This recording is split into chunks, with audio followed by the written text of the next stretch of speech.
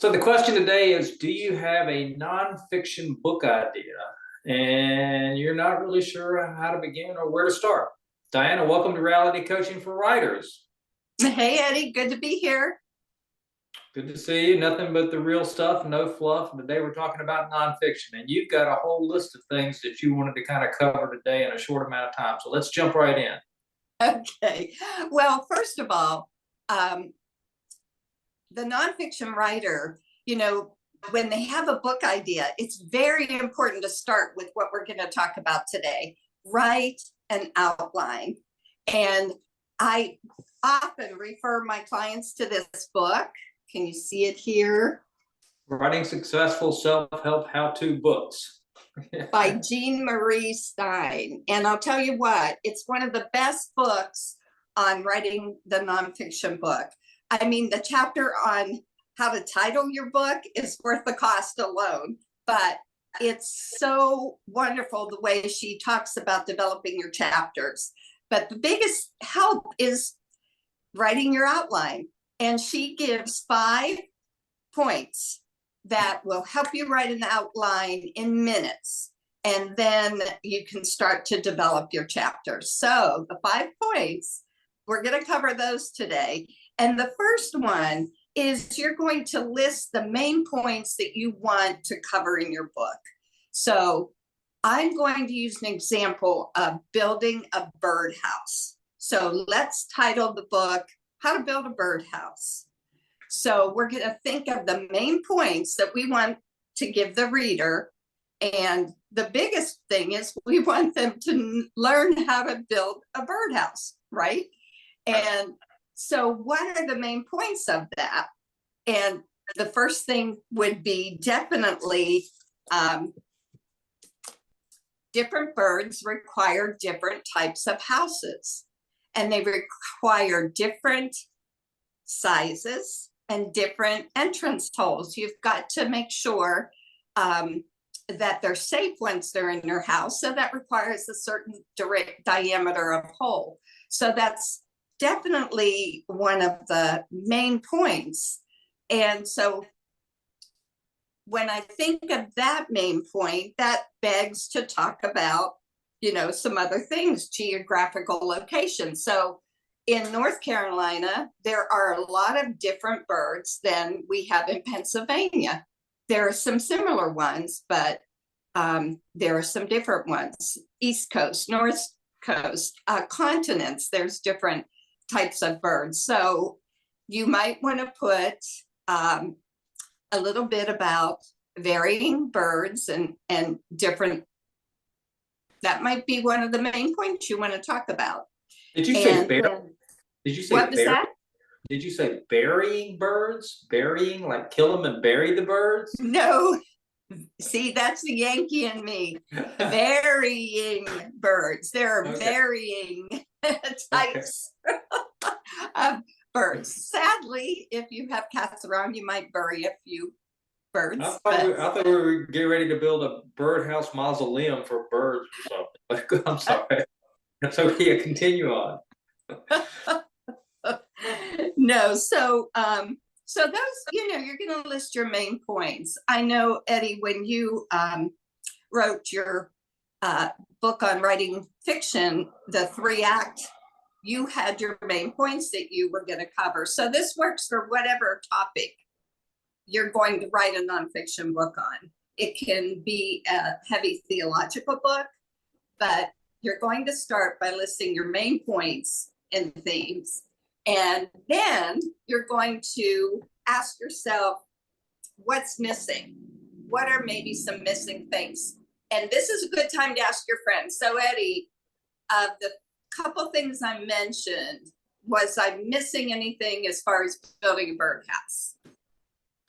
As far as building a birdhouse, missing something? Well, what you've directed the writer to do is to drill down into a specific type of birdhouse for a specific location. And I think that's great advice.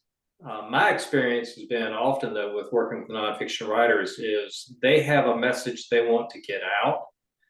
They don't know who the birds are. and they don't know where the birds live, right? But they've just have this thing laid on their heart. So while you were talking, I thought, well, I think if I was building a birdhouse and I didn't know anything about birds, and I didn't want to spend the time researching birds, I would just build my house. Just build a house and drill some holes in it and put a roof on it and throw it out, put it in the backyard, put some feed in it and see what happens. And whatever kind of bird shows up would be the kind that would be demographic to that area and the type of bird that I'd go, okay, this turns out this is a black crow birdhouse that I just built, right? That's one way of doing it. That is one way. That is one way of doing it. Yeah. And the downside of what I just described is there may only be 3 black crows in all of North Carolina, and I just built the one house, and that's all that I'll ever see. So that's why this is important for the writer to know, before you jump into it. Right, you need to do some research. One of the missing elements is I didn't tell the reader what tools would be involved. What tools would they need to have or rent if they want to build a birdhouse? So, what type of nails, or should you use screws, drills, and what tools you'd need. So that would be perhaps a chapter or a subdivision under building materials. What type of woods are best? You don't want to use cedar that causes moths to stay away, because it'll also cause birds to stay away. So if you have scrap cedar in your basement, don't use that. But so types of woods, different materials. Some people like to use, they have metal scraps. They thought, well, I'll design a metal birdhouse, but do you want to cook your bird in hot locations and temperatures that many birds would die if the house gets too hot from a metal one? So, there's different types of materials, types of wood, and then the tools that you'd need. So as you're making your list, go ahead. How do you transition your example of building a birdhouse to the writing process, though? How does that translate? Well, so you're getting, this is your chapter development. So your outline, and every good proposal has a good outline, because the agent or the publishing editor wants to know, okay, your overall book idea. I want to teach people how to build a birdhouse. All right, that's a great idea. Many people are retiring every year. This is a great hobby for a lot of people, but I need to know how you're going to teach this, if it's really going to fly. And the outline tells the agent or the editor that, okay, you understand the concept. And I could see, after looking at the chapter summaries and the progression of the process, that at the end, they could actually successfully build a birdhouse. So publishers need good outline. Agents want to see a good outline. So it's a very important part of a proposal, but it's also the way, best way to develop and make sure that you're not missing anything. So the first point is write down all your main points and themes. The second is look for what's missing. And then the third point is to look for similar elements. So, okay, you have tools and you have what type of wood. Those are kind of similar. They're building materials, so you group them under the same chapter. And so you're going to look at all the things that you've listed out, and you're going to start grouping them. And then you're going to be able to form chapters with those particular elements. So look for what's similar, things that belong together, and then you're going to reorganize your list, because you're going to realize you forgot this. It needs to go in here. When your shopping list, you take the Lowe's with you or whatever. So the fourth thing, though, is you're going to look for major and minor themes. So for instance, as you're looking at everything and reorganizing it, Do you see that one theme is larger and deserves its own chapter? So this is where the writing is beginning to come into play, is you're organizing it, you're developing your thought progressively to help your reader, and you're seeing what needs maybe a little more research, like you said, Eddie, more research.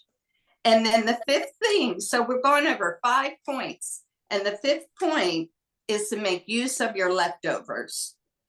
There are going to be some odd things that are out here, you know, on the outskirts that you're not quite sure where they fit. And so you ask yourself if it belongs, and then you look at your list you have so far and try to decide where it can fit under. And then you're also going to ask if it's really needed. You'll come up with a lot of ideas that just, like, you can't teach them about every bird in North America in this book.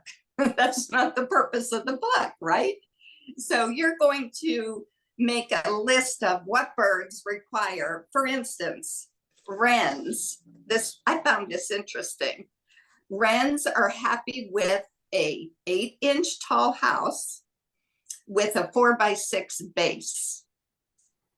But a bluebird needs more room. Of course, they're a bigger bird. They like a 5.5-inch hole. And a lot of these holes are for their protection because their predators can't get in. They can guard and keep themselves safe with a 5.5-inch hole.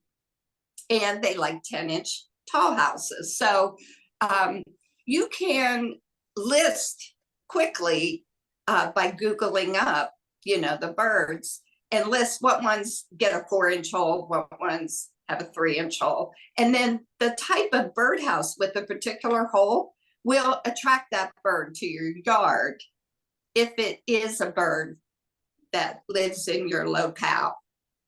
So, so as you're looking at these little tiny extra things, you realize what you can include and what is too large and too big and outside the scope. One of the things that I missed in talking is how to clean a birdhouse. So that would be maybe a good concluding chapter. You've built this wonderful birdhouse. You have a removable wall, either by unscrewing it or maybe it slides, and you take that away, and then you have a way to clean it, sterilize it, so that for the new birds, then next year it'll be ready for new birds. So 5 things. Eddie, when you're thinking of your Act 3, do these 5 things come in and to play? The main point? They do. And I've been struggling with what you're saying because I think like I said, for a lot of the writers that I work with, they didn't come at it with an outline process in place. They came at it with a concept. Either they wanted to use the word a few minutes ago, teach. Mm-hmm. And we used to get that a lot at Writers Conference. We would ask, why did you write this book? Because this group of people needs to know this, right? So, and I'm just going to go ahead and say it. A lot of Christian writers think that they're the ones to teach somebody something about Jesus. And, maybe we are. I'm not saying we shouldn't be. But I've always found that to be a very risky proposition for selling a concept for a book. Because while it may be that we want to build a birdhouse for a wren or for a blue jay, the blue jay or the wren may not be interested in a birdhouse. They may be perfectly fine somewhere else in their birdhouse, their bird sanctuary, and they don't care that we built them a birdhouse, right? So that's one of the difficulties I've found with nonfiction writers. They start with the premise of they need to teach something, and they don't even have any idea who the audience is. And they don't know what the end of the birdhouse looks like, right? Right. So they just start writing. And it does relate to the fiction story, because at the beginning of a story, your main character has a defined want. This is what I want to be. And at the end of the story, they're either that person or they're not. They've either changed or not. And I think the nonfiction writer needs to do the same thing. You need to know going in who your audience, what do you want to do, and who is your audience, and how are you going to know if you achieved it or not? Exactly. And some people, again, let's think about a couple of weeks ago, we discussed genres, that perennial topics that publishers are always looking for. It's parenting, it's it's relationships, it's marriage, it's those in those categories. So if you're writing a nonfiction book because you've learned some things being a parent, I think the best way to start is you have the broad idea, sit down, list out your main points. And we'll put these 5 points in our description box so that you can just reference them. But list out your main points, look for missing elements, ask your friends if you were reading a book on this topic, what other things would you like to have included? And you're just showing them your rough outline. And then you're going to combine similar elements. And then you're going to look for your main and minor themes. And then you're going to make use of your leftovers for your concluding chapter. So truthfully, I think a lot of pastors make a mistake, Eddie. They think that they preach a sermon series on forgiveness. I'm going to use that as an example. Sure.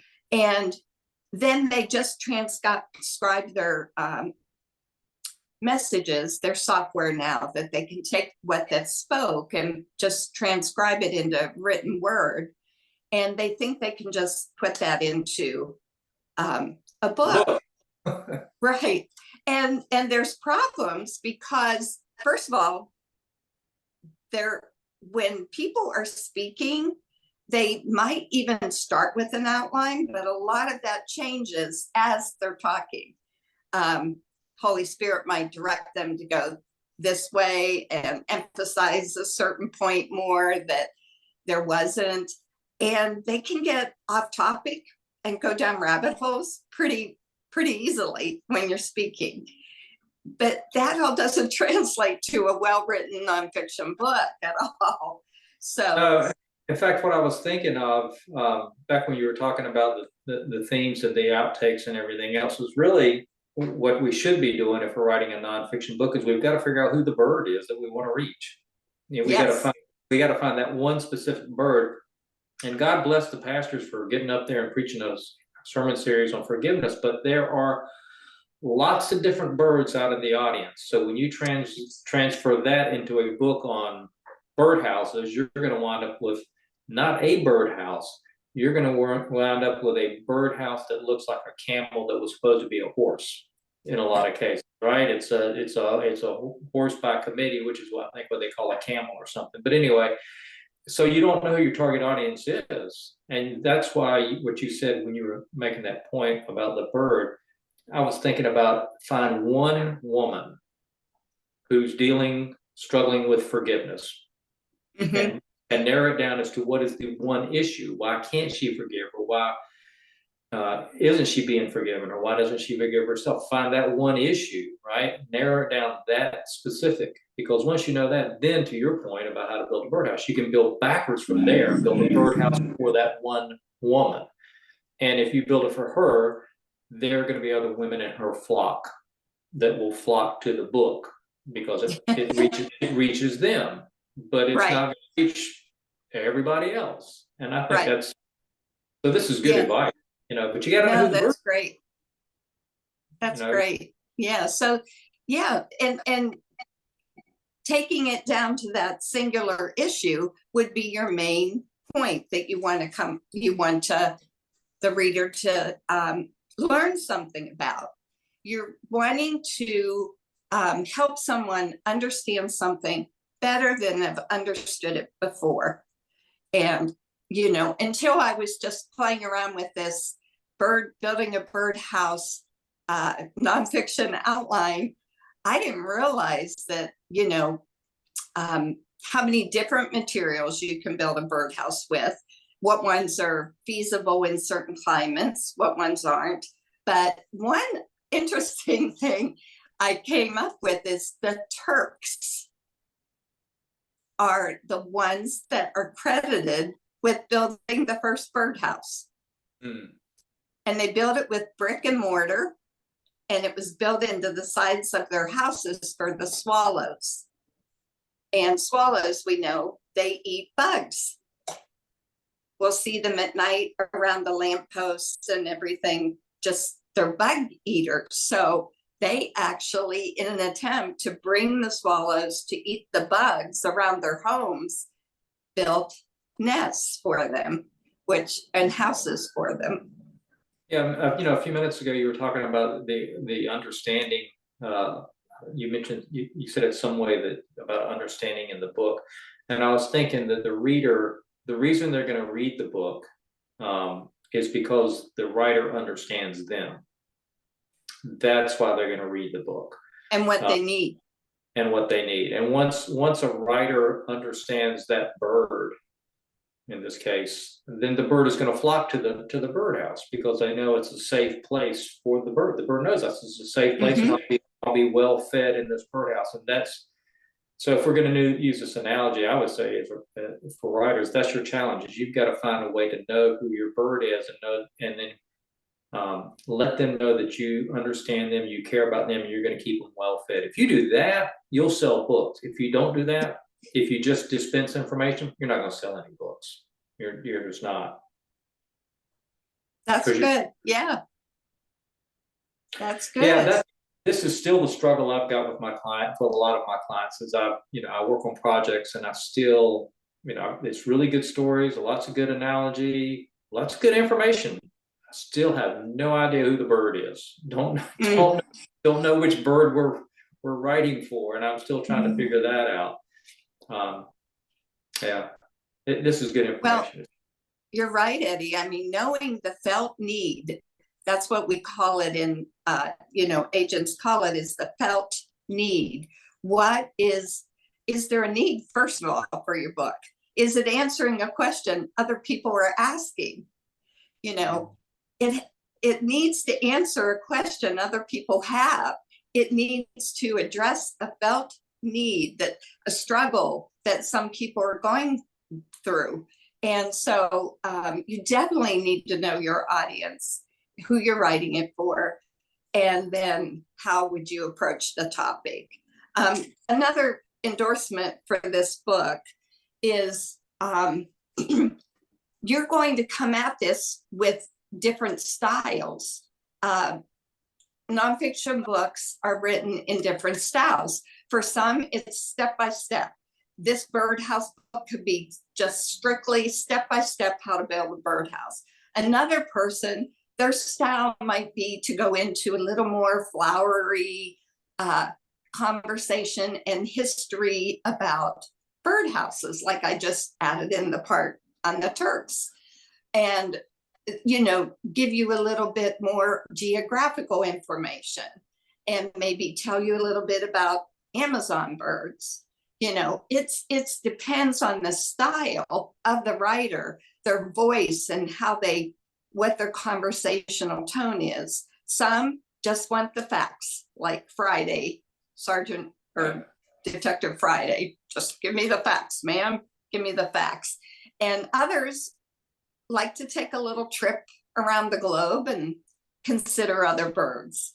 And then others are more all about the tools, what tools they're going to use to build. So again, like you said, knowing who your reader is, combining it with your style, then it makes for a unique book about the topic. And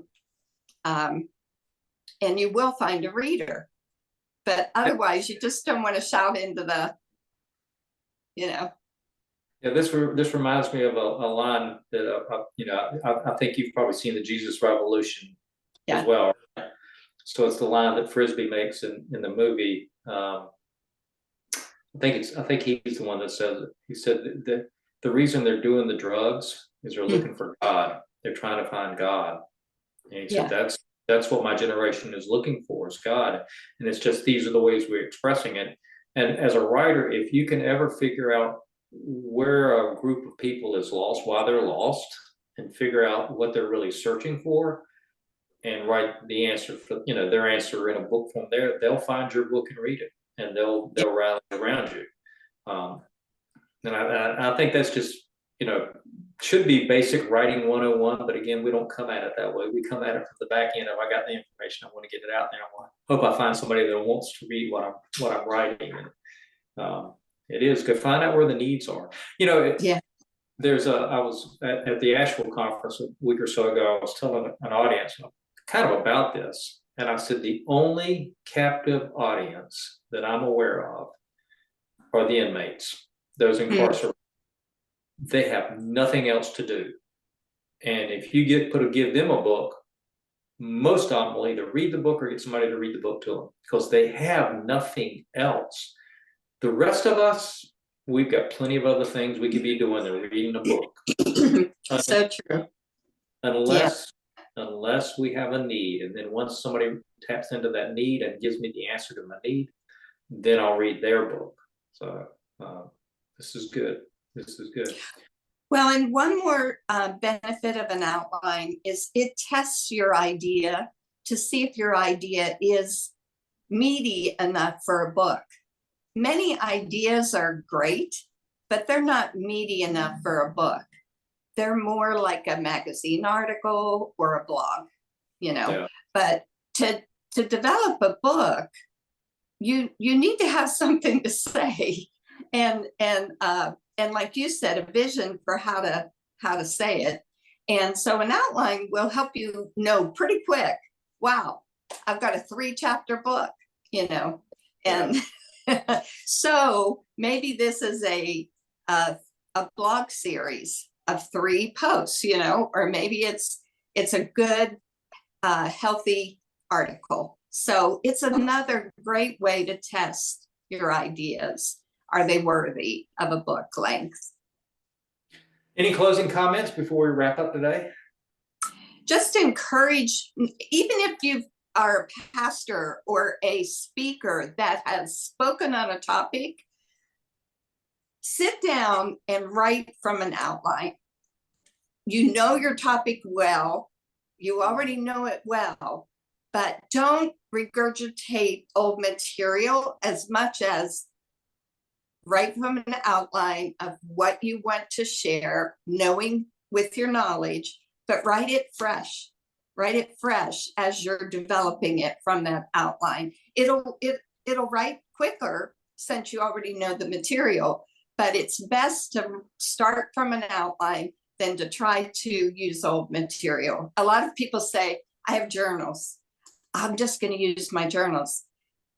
Read them, but then sit and write an outline and begin the book fresh from that. That would be my closing thought. And mine would echo what you just said. Is paraphrasing Jesus, you can't put new wine in old journal skins. It ain't gonna work. It's gonna mess up your journal. You're gonna have a bad product. So I do think a lot of times we have a really good concept and we have a lot of good information, and we do want to plumb that material we already have. But I would say to writers, before you do that, do exactly what you just said. Sit down and build the outline and start fresh, and let the Holy Spirit work through you now with different insight. And I think if you do that, you'll wind up with a much better book, and you'll reach an audience, you'll reach a readership. So, well, this has been great. Thanks for being back with us this week, and we will see you again next week, Diana. Yeah. Have a great week, everybody.